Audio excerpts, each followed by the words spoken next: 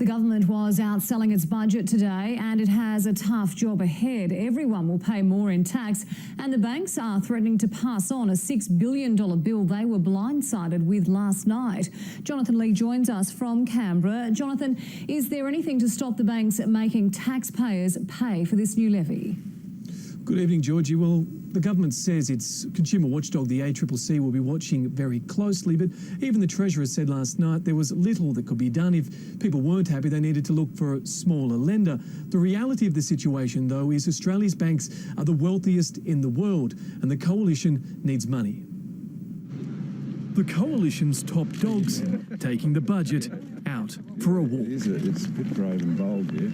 Sniffing out the opposition. Morning, Malcolm. Oh, g'day, Phil. Oh, yeah, what a surprise on the lawns. What's the vote?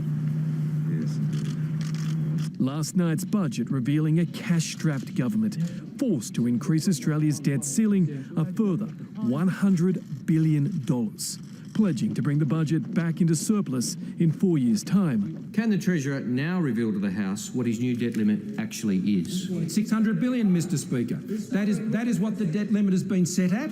Economists remain sceptical. After 26 years of uninterrupted growth, are we likely to get 31? Well, it's a casino trip for everybody, I think. Despite promising no new taxes, Scott Morrison blindsided the 5 biggest banks with a $6.2 billion super tax that will remain for the foreseeable future. We need to maintain the budget in balance. Banks are hugely profitable. They do not need to pass this on. But they will. No organisation absorbs a tax. A tax has to be paid, and it can only come from one of 3 places. It either comes from savers or from borrowers, or it comes from shareholders. News the banks are considering hiking fees or cutting staff, frustrating the Treasurer. And there's an annual profit of those banks combined of more than $30 billion. Give me a break.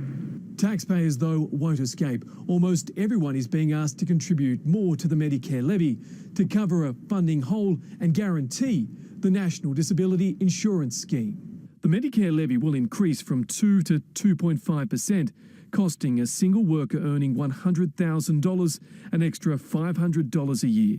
The PM conceding it will hurt a lot of families' bottom lines. Well, it will be an additional tax. There's no doubt about that on families. With taxes going up, the government finally abandoned $13.5 billion in so-called zombie savings from Tony Abbott's reign, perpetually blocked in the Senate. These were measures which they weren't going to get through the Parliament. Making Plan B. It's very important. It's very important. Now, tomorrow night, we will hear Labor's budget reply and no doubt more about her new debt ceiling of more than $500 billion. Georgie. Thank you, Jonathan Lee in Canberra.